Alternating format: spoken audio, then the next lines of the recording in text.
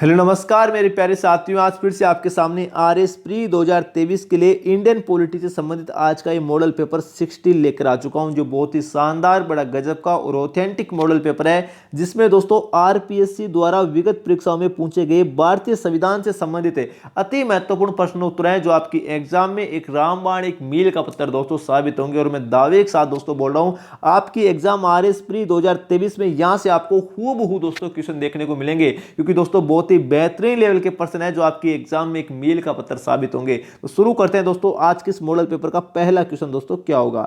यहां पर देखिए दोस्तों, आप क्वेश्चन को देखकर अनुमान लगा सकते हो कि दोस्तों आपकी एग्जाम आरएस प्री 2023 में किस प्रकार के क्वेश्चन पूछे जाएंगे और दोस्तों कितने गजब के प्रश्न दोस्तों आपके एग्जाम में आने वाले हैं। यहां पर देखिए दोस्तों, पहला क्वेश्चन क्या बोल रहा है, देखिए संविधान की उद्देशिका में प्रयुक्त शब्दों से रिक्त स्थान की पूर्ति कीजिए। उद्देशिका की बात हो रही है, तो दोस्तों कौन से जो शब्द हैं, अपनी इस संविधान सभा में आज तारीख 26 नवंबर 1949 ईस्वी को एतत् द्वारा इस संविधान को दोस्तों अंगीकृत, अधिनियमित या परिरक्षित करते हैं, या संरक्षित, प्रतिरक्षित या अधिनियमित करते हैं, या अंगीकृत, अधिनियमित या और आत्मसमर्पित करते हैं, या दोस्तों परिरक्षित, संरक्षित और प्रतिरक्षित करते हैं। बताइए दोस्तों हमारे इस क्वेश्चन का आंसर क्या होगा। देखिए दोस्तों, ये जो बात है वो भारत की उद्देशिका में दोस्तों सबसे नीचे दोस्तों मोटे मोटे अक्षरों में दोस्तों लिखी गई है कि दोस्तों अपनी इस संविधान सभा में आज तारीख 26 नवंबर 1949 ईस्वी को एतत् द्वारा इस संविधान सभा को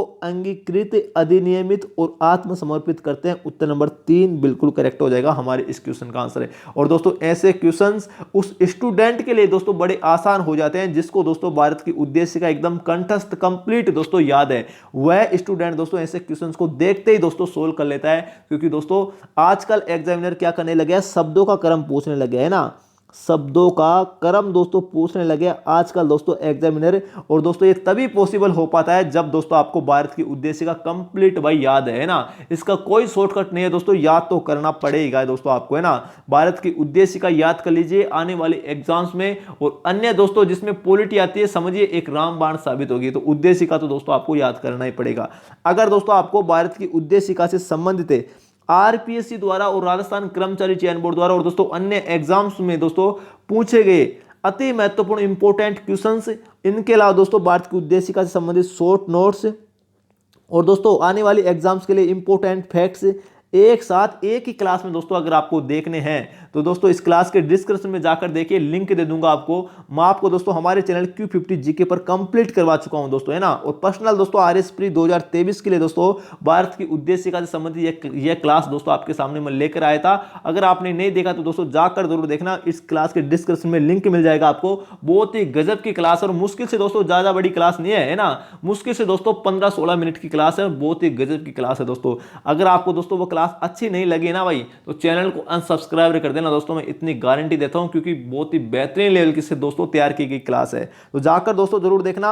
हमारे इस क्वेश्चन का आंसर दोस्तों उत्तर नंबर 3 बिल्कुल करेक्ट हो जाएगा। नेक्स्ट क्वेश्चन देखते हैं दोस्तों क्या होगा।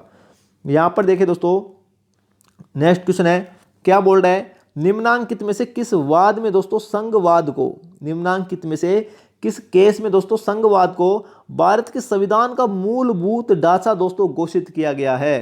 केशवानंद भारतीय बनाम केरल राज्य 1973 में, या दोस्तों एसआर बोम्बई बनाम भारत संघ 1994 में, या दोस्तों मिनर्वा मिल्स केस 1980 में, या central coal fields limited case दोस्तों 1980 में। बताइए दोस्तों हमारे इस क्वेश्चन का आंसर क्या होगा। हमारे दोस्तों इस क्वेश्चन का आंसर हो जाएगा उत्तर नंबर 2 बिल्कुल करेक्ट हो जाएगा। एसआर बोम्बई बनाम भारत संघ जो दोस्तों केस है 1994 का, उसमें दोस्तों संघवाद को, है ना, संघवाद को दोस्तों संविधान का मूलभूत ढांचा घोषित किया गया है। वेरी वेरी इंपॉर्टेंट क्वेश्चन है, उत्तर नंबर 2 बिल्कुल करेक्ट हो जाएगा। ठीक है, संघवाद को इंग्लिश में क्या कहते हैं, फेडरलिज्म कहते हैं दोस्तों। उत्तर नंबर है ना, ये देखिए यहाँ पर है इंग्लिश में। अगर आपको हिंदी में नहीं समझ में आए तो दोस्तों मैं इस इंग्लिश में क्वेश्चन आपको इसीलिए शो कर रहा हूँ, क्योंकि काफी सारे स्टूडेंट का दोस्तों कमेंट आता है कि सर आप इंग्लिश में भी क्वेश्चन को शो कीजिए, हमें समझने में आसानी हो जाती है। तो दोस्तों हमारे लिए तो जैसा आपको अच्छा लगता है वैसा ही सही है, तो आप दोस्तों इंग्लिश में भी क्वेश्चन को देखकर समझ सकते हो भाई। ठीक है, संघवाद को क्या कहते हैं, फेडरलिज्म कहते हैं ना। तो दोस्तों हमारे इस क्वेश्चन का आंसर उत्तर नंबर 2 बिल्कुल करेक्ट हो जाएगा। अगर दोस्तों आपको केशवानंद भारती बनाम केरल राज्य 1973 की कंप्लीट डिटेल देखना है। और इसके अलावा दोस्तों अगर आपको मिनर्वा मिल्स केस 1980 की कंप्लीट डिटेल देखना है, आरपीएससी द्वारा इन दोनों केसों से संबंधित है आज तक के जितने भी क्वेश्चन पूछे गए और अन्य एग्जाम्सों में दोस्तों जितने भी क्वेश्चन आए हैं वो सभी के सभी दोस्तों अगर आपको देखना है, और दोस्तों इन दोनों केसों से संबंधित दोनों क्लासें अलग अलग है भाई, है ना। तो दोस्तों इस क्लास के डिस्क्रिप्शन में लिंक दे दूंगा, जाकर दोस्तों जरूर देखना। हमारे चैनल Q50 जीके पर मैं दोस्तों आपको पर्सनली आरएस प्री 2023 के लिए वो क्लासें दोस्तों कंप्लीट करवा चुका हूं, है ना। केशवानंद भारती बनाम केस से और मिनर्वा मिल्स केस से दोस्तों दोनों क्लासें मैं आपको कंप्लीट करवा चुका हूं। पर्सनल आरएस प्री 2023 के लिए दोस्तों बनाई गई वो क्लासें हैं, जाकर दोस्तों जरूर देखना, ठीक है। तो उत्तर नंबर 2 बिल्कुल करेक्ट हो जाएगा। नेक्स्ट क्वेश्चन देखते हैं दोस्तों क्या होगा। 1 मिनट, यहां पर देखिए दोस्तों क्वेश्चन बहुत लंबा है भाई, है ना। बिल्कुल सही दिख रहा है ना अब आपको, ठीक है जी। अब देखिए दोस्तों, अब देखिए क्वेश्चन नंबर 31 क्या बोल रहा है, निम्नांकित में से कौन सा भारत के राष्ट्रपति पर महाअभियोग की प्रक्रिया का भाग नहीं है भाई, ठीक है जी। क्वेश्चन नंबर पहला देखिए क्या बोला, संविधान के अतिक्रमण के लिए राष्ट्रपति पर महाअभियोग लगाया जाता है। बिल्कुल सही बात है दोस्तों, इसमें कतई संदेह वाली बात नहीं है, ठीक है। दूसरा देखिए कथन क्या बोला है, महाअभियोग के लिए संकल्प पत्र दोस्तों कम से कम 14 दिन की लिखित सूचना दिए जाने के पश्चात ही प्रस्तावित किया जाना चाहिए। यह बात भी बिल्कुल सही है। जो सदन की कुल सदस्य संख्या के कम से कम दोस्तों 1/4 सदस्यों द्वारा हस्ताक्षरित हो, है ना। देखिए दोस्तों महाअभियोग राष्ट्रपति के लिए जब संकल्प पत्र दोस्तों जारी किया जाता है महाअभियोग के लिए, वो दोस्तों 14 दिन की लिखित सूचना दिए जाने के बाद ही दोस्तों प्रस्तावित किया जाना चाहिए सदन में, जो दोस्तों कम से कम सदन की कुल सदस्य संख्या के दोस्तों 1/4 सदस्य द्वारा दोस्तों 1/4 सदस्य द्वारा हस्ताक्षरित होना चाहिए, ठीक है। तीसरा फैक्ट देखिए दोस्तों क्या बोल रहा है, महाअभियोग के लिए संकल्प पत्र सदन की कुल सदस्य संख्या के कम से कम दोस्तों 2/3 सदस्य द्वारा बहुमत या 2/3 बहुमत द्वारा दोस्तों पारित किया जाना चाहिए। यह बात भी दोस्तों बिल्कुल सत्य बात है, इसमें कोई कंफ्यूजन वाली बात नहीं है भाई, है ना। 4 ऑप्शन क्या बोल रहा है, राष्ट्रपति पर साबित कदाचार या असमर्थता के आधार पर महाअभियोग लगाया जा सकता है। नहीं दोस्तों, ये बात बिल्कुल गलत है। इसके आधार पर राष्ट्रपति पर कभी भी दोस्तों महाअभियोग नहीं लगाया जाता है। उत्तर नंबर 4 बिल्कुल करेक्ट हो जाएगा हमारे इस क्वेश्चन का आंसर, ठीक है। अब दोस्तों यहाँ पर बात यह आती है कि राष्ट्रपति पर महाअभियोग दोस्तों किस अनुच्छेद के तहत लगाया जाता है ना, और दोस्तों कब लगाया जाता है। ये बात दोस्तों आपने देख ली कि संविधान के अतिक्रमण के लिए दोस्तों राष्ट्रपति पर महाअभियोग लगाया जाता है, लेकिन ये बात दोस्तों किस अनुच्छेद में उल्लेखित है, तो गलती से दोस्तों अनुच्छेद 61 मत कर देना, नहीं तो समझिए आपका 1% दोस्तों गलत हो गया। अब दोस्तों ये बात सुनकर आप दोस्तों चौंक गए होंगे कि दोस्तों क्यों अनुच्छेद 61 के तहत तो राष्ट्रपति पर महाअभियोग लगाया जाता है, नहीं लगाया जाता था। अब दोस्तों समझिए इसको कैसे, देखिए ये बात दोस्तों अनुच्छेद 56 का आर्टिकल 1 दोस्तों इसके बी में दोस्तों उल्लेखित है। अनुच्छेद 56 के सब आर्टिकल बी में दोस्तों यह बात उल्लेखित है कि संविधान के अतिक्रमण के लिए राष्ट्रपति पर महाअभियोग लगाया जा सकता है। किस अनुच्छेद में उल्लेखित है, तो अनुच्छेद 56 के सब आर्टिकल 1 बी में दोस्तों यह बात उल्लेखित है, इस बात का ध्यान रखना। तो भाई अनुच्छेद 61 में क्या उल्लेखित है, तो दोस्तों नोट कीजिए अनुच्छेद 61 में क्या उल्लेखित है। राष्ट्रपति को नोट करना, राष्ट्रपति को महाअभियोग राष्ट्रपति को महाअभियोग द्वारा हटाने की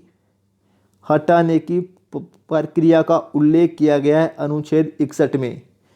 अनुच्छेद 61 में दोस्तों इस बात का ध्यान रखना, राष्ट्रपति को महाअभियोग द्वारा हटाने की प्रक्रिया का उल्लेख किया गया है, न कि महाअभियोग का दोस्तों उल्लेख किया गया है ना। इसमें ध्यान रखना, ये दोनों बातें दोस्तों अलग अलग है, इसमें आपको कंफ्यूज नहीं होना है। राष्ट्रपति को महाअभियोग द्वारा हटाने की प्रक्रिया का उल्लेख किया गया अनुच्छेद 61 में, तो न कि दोस्तों अनुच्छेद 56 फर्स्ट बी में किया गया है। तो दोस्तों ये दोनों बातें अलग अलग है, इसमें आपको कंफ्यूज नहीं होना है। और दोस्तों ऐसा कंटेंट शायद ही कोई दोस्तों आपको दोस्तों पूरे यूट्यूब पर दोस्तों ऐसा कंटेंट, ऐसे मॉडल पेपर दोस्तों आपको देखने को मिलेंगे। और दोस्तों लेकिन Q50 जीके पर आपको दोस्तों बिल्कुल ऑथेंटिक, यूनिक और एक जेन्युइन कंटेंट के द्वारा दोस्तों तैयार किए गए मॉडल पेपर्स देखने को मिलते हैं। आपका फर्ज बनता है भाई चैनल को सब्सक्राइब कर लेना, अगर दोस्तों नहीं किया हो ना तो दोस्तों जरूर कर लेना। आपकी एग्जाम्स में एक रामबाण, एक मील का पत्थर दोस्तों साबित होगा। और दोस्तों मैं दावे के साथ बोल रहा हूं, ऐसा कंटेंट दोस्तों बड़ी बड़ी कोचिंग संस्थान आपको पेड कोर्स में दोस्तों प्रोवाइड नहीं कराती, लेकिन Q50 जीके पर देखने को मिलता है। आपका फर्ज बनता है चैनल को जरूर सब्सक्राइब कर लेना भाई, ठीक है।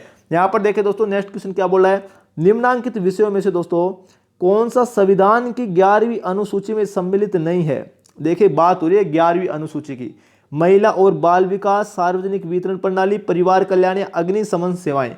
देखिए दोस्तों हमारे इस क्वेश्चन का आंसर तो उत्तर नंबर 4 बिल्कुल करेक्ट हो जाएगा। जो अग्निशमन सेवाएं वो दोस्तों 12वीं अनुसूची में उल्लेखित है, 12वीं अनुसूची में उल्लेखित है। और 12वीं अनुसूची दोस्तों नगरीय निकायों से संबंधित है, जिसमें दोस्तों नगरीय निकायों से संबंधित 18 विषयों का उल्लेख किया गया है। इस बात का ध्यान रखना, ये तो होगी 12वीं अनुसूची की बात। ठीक है जी। अब दोस्तों देखिए 11वीं अनुसूची की बात करते हैं। तो 11वीं अनुसूची दोस्तों नोट करना, 11वीं जो अनुसूची है वो दोस्तों 73वें संविधान संशोधन के द्वारा, 73वें संविधान संशोधन की बात करूं मैं, है ना दोस्तों, 73वें संविधान संशोधन के द्वारा 1992 के तहत, 73वें संविधान संशोधन 1992 के तहत दोस्तों भारतीय संविधान में क्या कर दी गई, जोड़ी गई थी 11वीं अनुसूची। और दोस्तों एक ग्राम पंचायतों से संबंधित है, इस 11वीं अनुसूची में ग्राम पंचायतों से संबंधित, ग्राम पंचायतों से संबंधित उपबंध किए गए हैं, ग्राम पंचायतों से संबंधित उपबंध किए गए हैं, जिसमें दोस्तों ग्राम पंचायतों से संबंधित 29 विषयों का उल्लेख किया गया है। और इन 29 विषयों में दोस्तों महिला और बाल विकास संबंधित है, सार्वजनिक वितरण प्रणाली आती है, परिवार कल्याण आता है। मतलब दोस्तों ग्रामीण क्षेत्रों से संबंधित जितने भी जो विषय हैं वो दोस्तों 29 विषयों को शामिल किया गया है इसमें, इस 11वीं अनुसूची में। इस बात का ध्यान रखना। और इस 11वीं अनुसूची के तहत ग्राम पंचायतों को दोस्तों, इस 11वीं अनुसूची के तहत ग्राम पंचायतों को संवैधानिक दर्जा दिया गया है। अगर आपको दोस्तों संविधान संशोधन पूछ ले तो 73वें संविधान संशोधन के तहत ग्राम पंचायतों को संवैधानिक दर्जा दिया गया है। इस बात का ध्यान रखना। ठीक है, तो उत्तर नंबर दोस्तों क्या हो जाएगा, 4 हमारे इस क्वेश्चन का आंसर बिल्कुल करेक्ट हो जाएगा। नेक्स्ट क्वेश्चन देखते हैं दोस्तों क्या होगा। यहां पर देखिए दोस्तों बहुत ही गजब का प्रश्न है, लेवल देख के दोस्तों आप अनुमान लगा सकते हो कितना गजब का प्रश्न है। निम्नांकित में से कौन सा अनुच्छेद राज्य को पिछड़े हुए नागरिकों के किसी वर्ग के पक्ष में, नोट करना किसी स्पेशल वर्ग की बात हो रही है यहां पर, कौन सा अनुच्छेद राज्य को पिछड़े हुए नागरिकों के किसी वर्ग के पक्ष में जिसका प्रतिनिधित्व राज्य की राय में राज्य के अधीन सेवाओं में पर्याप्त नहीं है। मतलब दोस्तों जो राज्य के अधीन सेवाएं आती हैं उनमें दोस्तों वह वर्ग के लोग दोस्तों कम हैं, या दोस्तों उस वर्ग के लोग नहीं हैं, नियुक्तियों या पदों के आरक्षण के लिए उपबंध करने की अनुमति प्रदान करता है। मतलब दोस्तों ऐसा वर्ग जिसके लोग दोस्तों राज्यों के अधीन जो सेवाएं या नौकरियां हैं उनमें दोस्तों कम है, तो उनके लिए आरक्षण की व्यवस्था दोस्तों कौन सा अनुच्छेद करता है, बात ये कहना चाहता है दोस्तों हमारा क्वेश्चन, है ना। अनुच्छेद 16 का सब आर्टिकल 3, अनुच्छेद 16 का सब आर्टिकल 4, अनुच्छेद 16 का सब आर्टिकल 4 क, या दोस्तों अनुच्छेद 15 का सब आर्टिकल 4। तो बताइए दोस्तों हमारे इस क्वेश्चन का आंसर क्या होगा, कितना गजब का प्रश्न है। हमारे दोस्तों इस क्वेश्चन का आंसर उत्तर नंबर दोस्तों 2 बिल्कुल करेक्ट हो जाएगा। अनुच्छेद 16 का सब आर्टिकल 4 दोस्तों यह प्रावधान करता है कि समझिए राज्य के अधीन जो सेवाएं हैं उनमें दोस्तों पिछड़े हुए वर्ग के नागरिकों के किसी वर्ग में दोस्तों समझिए कोई भी वर्ग है एसटी, एससी या ओबीसी, उनमें दोस्तों समझिए कोई वर्ग के कैंडिडेट कम है ना, राज्य के अधीन सेवाओं में दोस्तों वैकेंसियों में पर्याप्त कैंडिडेट ही नहीं है, तो उनके लिए दोस्तों आरक्षण की व्यवस्था कौन सा अनुच्छेद करता है, अनुच्छेद 16 का सब आर्टिकल 4 दोस्तों उत्तर नंबर 2 बिल्कुल करेक्ट हो जाएगा। हमारे इस क्वेश्चन का आंसर है। ठीक है, नेक्स्ट क्वेश्चन देख लेते हैं दोस्तों क्या होगा। यहां पर देखिए दोस्तों नेक्स्ट क्वेश्चन है, क्या बोल रहा है, निम्न में से कौन सा कथन राज्य के नीति निर्देशक सिद्धांतों के संदर्भ में दोस्तों सही नहीं है। ठीक है जी, देखिए क्या बोल रहा है, पहला कथन, ये सामाजिक आर्थिक विकास में सहायक हैं क्योंकि ये राज्य पर सह उत्तरदायित्व डालते हैं। ये बात बिल्कुल सही बात है दोस्तों, ये राज्य पर यह उत्तरदायित्व डालते हैं, ये बात बिल्कुल सत्य बात है। नेक्स्ट देखते हैं, इन्हें राज्य के अधिकारियों के लिए नैतिक उपदेश के रूप में परिभाषित किया गया है। ये बात भी बिल्कुल सही है ना। इन्हें आयरलैंड के संविधान से लिया गया है, ये बात भी बिल्कुल सही है। इन्हें लागू करना राज्य का कानूनी दायित्व है, नहीं दोस्तों, क्योंकि राज्य के नीति निर्देशक तत्वों की दोस्तों जो नेचर होती है ना वो दोस्तों गैर न्यायोचित होती है। क्या होती है, गैर न्यायोचित। इसका मतलब क्या हो गया, गैर न्यायोचित से दोस्तों तात्पर्य यह है कि दोस्तों इन्हें किन्हीं भी न्यायालय द्वारा अगर मान लो किसी व्यक्ति के राज्य के नीति निर्देशक तत्वों का हनन हो रहा है तो दोस्तों उसे किसी भी न्यायालय द्वारा दोस्तों लागू नहीं कराया जा सकता, इस बात का ध्यान रखना। इसलिए इनकी जो नेचर होता है वो दोस्तों गैर न्यायोचित होता है। मतलब दोस्तों इनका उल्लंघन होने पर इन्हें न्यायालय द्वारा जबरदस्ती लागू नहीं कराया जा सकता। ये दोस्तों राज्य का कानूनी प्रकार का एक प्रकार का उत्तरदायित्व नहीं है। तो उत्तर नंबर 4 बिल्कुल करेक्ट हो जाएगा, हमारे इस क्वेश्चन का आंसर है। अगर दोस्तों मैं बात करूं राज्य की नीति निर्देशक तत्वों से संबंधित है, तो दोस्तों इनको आयरलैंड के संविधान से लिया गया है। अनुच्छेद 36 से लेकर 51 तक इनका उल्लेख है। और दोस्तों ये भारतीय संविधान के भाग 4 में दोस्तों इनका क्या किया गया, उल्लेख किया गया। इस बात का ध्यान रखना, भाग 4 में ये स्थित है राज्य के नीति निर्देशक तत्व। ठीक है, नेक्स्ट क्वेश्चन देख लेते हैं दोस्तों क्या होगा। यहां पर देखिए दोस्तों बहुत ही गजब का प्रश्न है। क्या बोल रहा है, निम्न में से कौन नीति आयोग की संचालन परिषद का भाग नहीं होता है?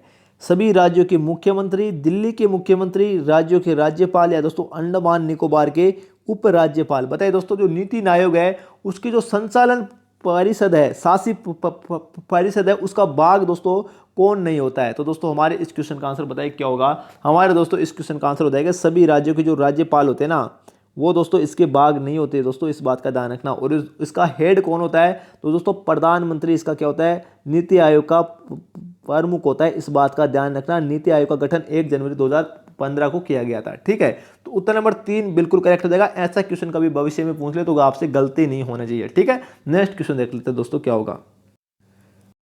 यहां पर देखिए दोस्तों नेक्स्ट क्वेश्चन है, लेवल देखिए दोस्तों आप तो क्वेश्चन का कितना गजब का प्रश्न है। निम्न में से किस टीकाकार ने कहा है कि अपना संविधान बनाते समय भारतीयों ने नीति के साक्षात्कार में कोई चूक नहीं की है ना? मतलब नीति के साथ साक्षात्कार में भी दोस्तों कोई चूक नहीं की। ये बात किसने कहा है? ग्रेनविल ऑस्टिन ने, माइनर विनर ने, सी राजगोपालाचारी ने, दोस्तों केटी शाह ने। बताइए दोस्तों हमारे इस क्वेश्चन का आंसर क्या होगा। ये बात दोस्तों ग्रेनविल ऑस्टिन ने कही है। उत्तर नंबर 1 बिल्कुल करेक्ट हो जाएगा कि दोस्तों भारतीयों ने अपना संविधान बनाते समय नीति के साथ साथ साक्षात्कार में भी दोस्तों कोई चूक नहीं की है। ग्रेनविल ऑस्टिन का कथन है। उत्तर नंबर 1 बिल्कुल करेक्ट हो जाएगा। ठीक है, नेक्स्ट क्वेश्चन देखते हैं दोस्तों क्या होगा। यहां पर देखिए दोस्तों बहुत ही गजब का प्रश्न है भाई।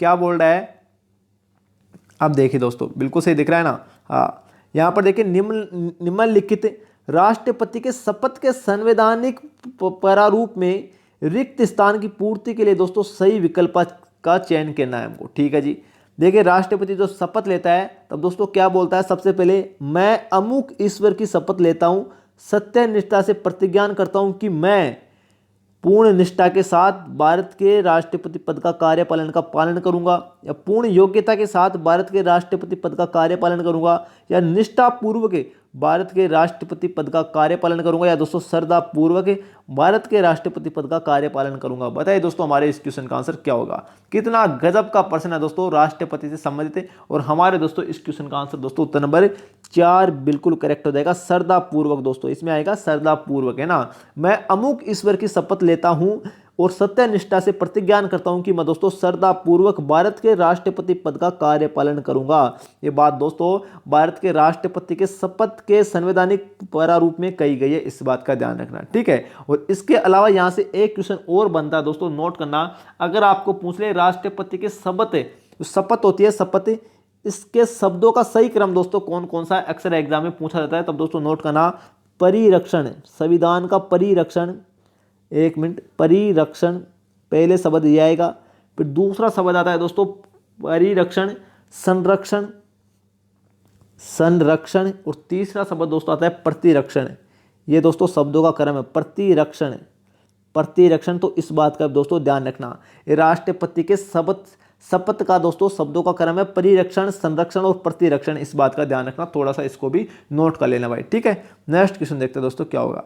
यहां पर देखिए दोस्तों जो क्वेश्चन नंबर 36 है वो क्या बोल रहा है, भारत में लोकसभा के निर्वाचन क्षेत्र 543 दोस्तों कब से है? 1962 से, 1967 से, 1969 से, 1971 से। एक क्वेश्चन पर स्टार लगा लेना भाई, काफी बड़े एग्जाम में क्वेश्चन पूछा गया। और दोस्तों ऐसे कि ऐसे हूबहू दोस्तों एक क्वेश्चन पूछा जाता है। तो दोस्तों हमारे इस क्वेश्चन का आंसर बताइए क्या हो जाएगा। उत्तर नंबर 4 बिल्कुल करेक्ट हो जाएगा। ये बात दोस्तों 1971 से दोस्तों संचालित है। इस बात का ध्यान रखना।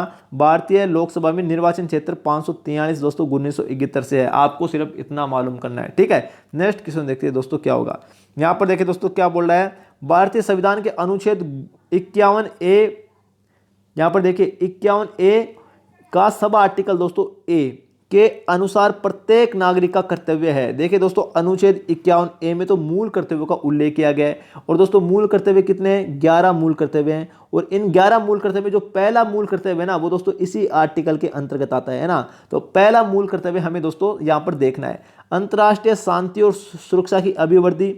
ये तो दोस्तों हमारा मूल कर्तव्य के अनुसार दोस्तों है नहीं, ये तो दोस्तों अनुच्छेद 51 के अंतर्गत आता है, राज्य के नीति निर्देशक तत्वों में। संविधान के संशोधनों में सकारात्मक समर्थन या संविधान का पालन करना या संविधान का सृजनात्मक विरोध करना।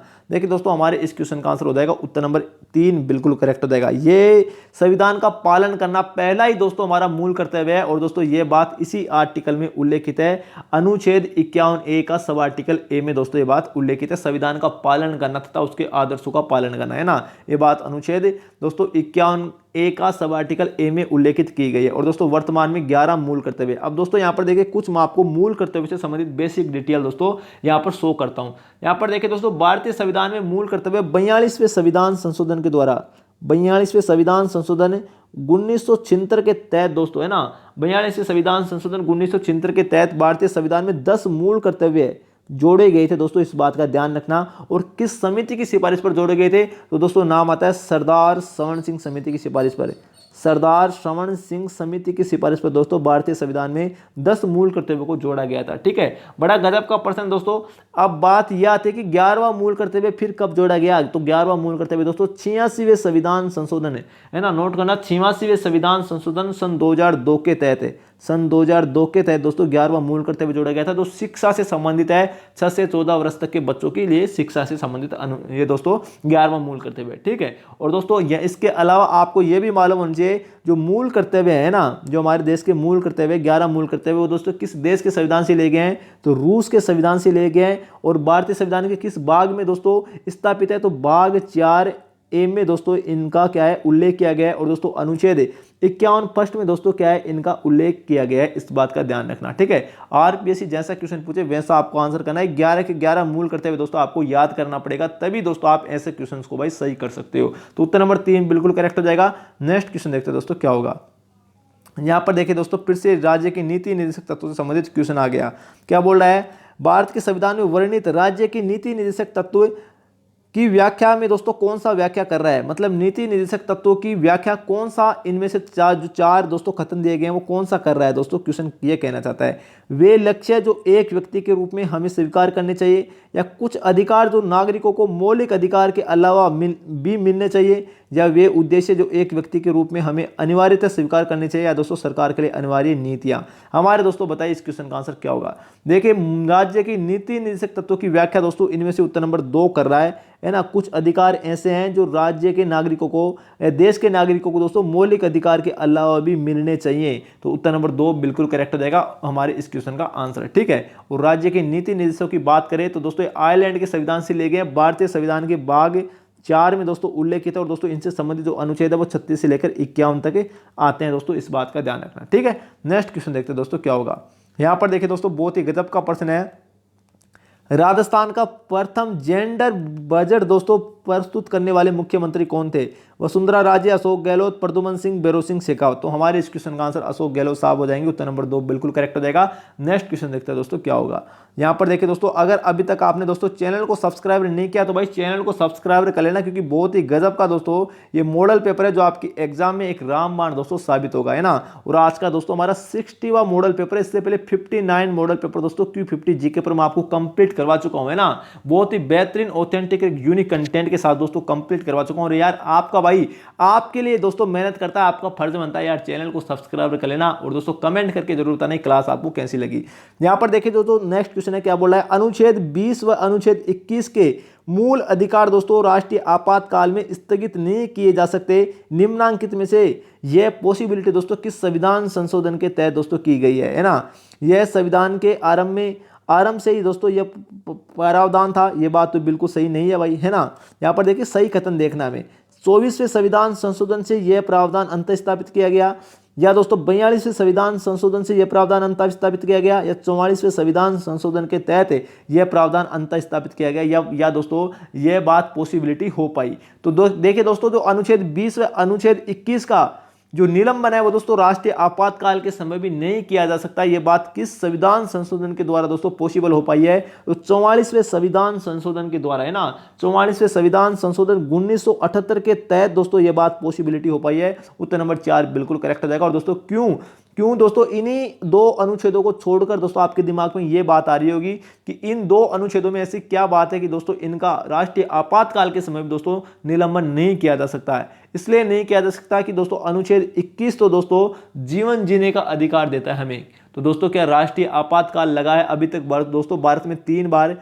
तो क्या किसी व्यक्ति का जीवन जीने का अधिकार छीना गया है क्या? नहीं छीना गया। तो दोस्तों इसलिए अनुच्छेद 21 का क्या नहीं होता? निलंबन नहीं होता दोस्तों, इनको स्थगित नहीं किया जा सकता। और दोस्तों अनुच्छेद 20 है वो दोस्तों व्यक्ति के संरक्षण से संबंधित है। किसी व्यक्ति की दोस्तों संरक्षण से संबंधित जो स्वतंत्रता है वो छीन थोड़ी ली जाती है। तो दोनों अनुच्छेद दोस्तों स्वतंत्रता से संबंधित है, तो स्वतंत्रता दोस्तों छीन नहीं ली जाती है व्यक्ति की। तो उत्तर नंबर दोस्तों क्या हो जाएगा?